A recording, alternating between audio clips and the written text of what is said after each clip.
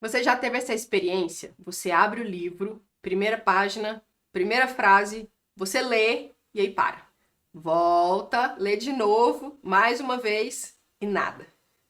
A sensação é de estar lendo grego, mesmo sendo português. Ou talvez seja português, só que de outro planeta. Foi exatamente assim comigo em Grande Sertão Veredas. Eu queria muito amar aquele livro. Todo mundo dizendo que era uma obra-prima, que tinha mudado a vida deles. E eu ali, de frente para aquelas frases que pareciam poesia quebrada, enroladas em neologismos e parágrafos do tamanho de, sei lá, um capítulo inteiro, que na verdade são, né? Porque não tem capítulo. E eu pensava, meu Deus, será que isso aqui é defeito de impressão? Esqueceram as vírgulas?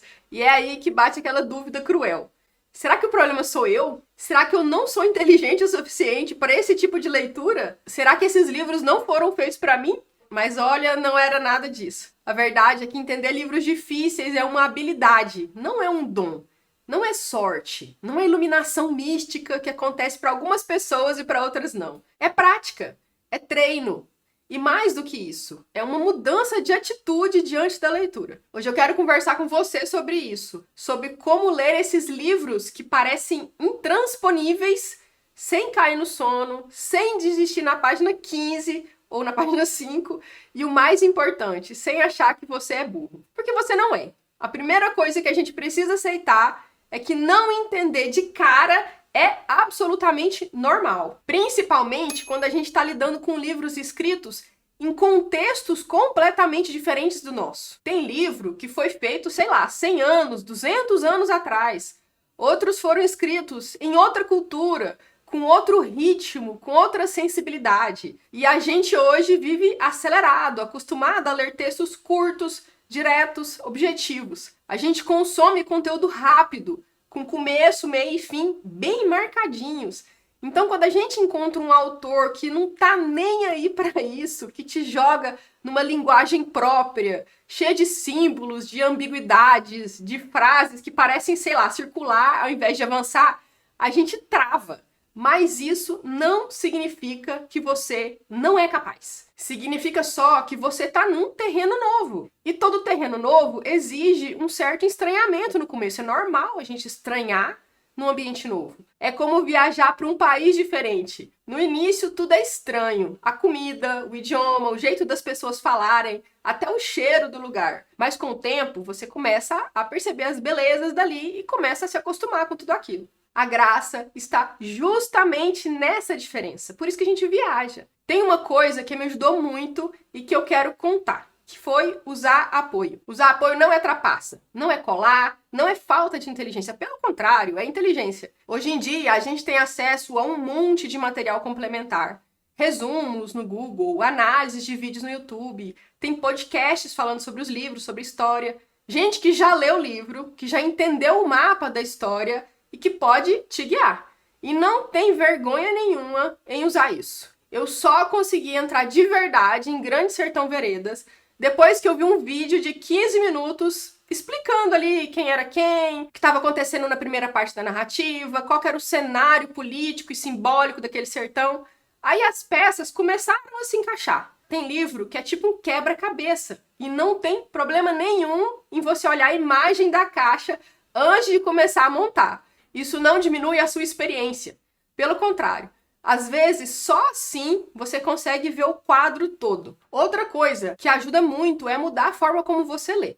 Tem livro que não dá para ler como a gente lê uma reportagem, como eu estava dizendo, ou como um romance de ação. Esses livros pedem outro ritmo. Eles querem ser saboreados, querem ser ouvidos, literalmente. Ler em voz alta muda tudo, por exemplo. Principalmente com autores como Clarice Lispector. Você percebe que tem uma musicalidade, que tem ritmos internos nas palavras, você começa a sentir o texto e não apenas entender ele com a razão. Ler em voz alta te obriga a desacelerar, a entrar no tempo do autor. Tem também a ideia da releitura, que eu estava até falando no outro vídeo. A primeira leitura muitas vezes é só uma aproximação, você está ali conhecendo o terreno, ainda não sabe direito para onde que vai a história, quem que é importante, o que que significa aquele simbolismo estranho da história. Mas na segunda leitura, tudo começa a fazer sentido. E às vezes nem precisa reler tudo. Só reler um trecho, depois de ter lido o livro inteiro, já é absolutamente transformador. É como assistir um filme 2 vezes. Já percebeu isso? Na segunda vez, você repara em detalhes que tinha passado batido, que você não tinha visto. Às vezes você até duvida, será que é o mesmo filme? Será que é o mesmo livro que eu li? Mas é o mesmo livro, você só não estava com abertura para ver os detalhes. E eu sei, a gente vive numa cultura de produtividade, de leitura rápida, do quantos livros você leu esse mês? 20? 30? Mas eu vou te dizer uma coisa que talvez vá contra a maré. Vale mais a pena entender profundamente um único livro na sua vida inteira do que passar os olhos por 10. Vale mais a pena você se emocionar, se incomodar, se transformar com uma leitura difícil do que consumir superficialmente um monte de coisa só para preencher uma meta. Outra dica que me ajuda muito é conversar sobre o livro. Às vezes a gente acha que tá sozinho na incompreensão, mas quando você troca com alguém, quando você ouve uma outra interpretação, um outro ponto de vista, você enxerga o texto de outra maneira. Às vezes, alguém pescou uma metáfora que você não tinha percebido. Às vezes, alguém entendeu uma cena de um jeito completamente diferente. E isso abre uma nova porta de sentido para você. E tem uma coisa que ninguém me disse quando eu comecei a ler livros difíceis, mas que eu quero muito te dizer agora. Você não precisa gostar de tudo. Não é porque um livro é clássico que ele precisa tocar você. Não é porque é difícil que ele é automaticamente profundo. E não é porque todo mundo diz que é maravilhoso que você precisa se obrigar a amar.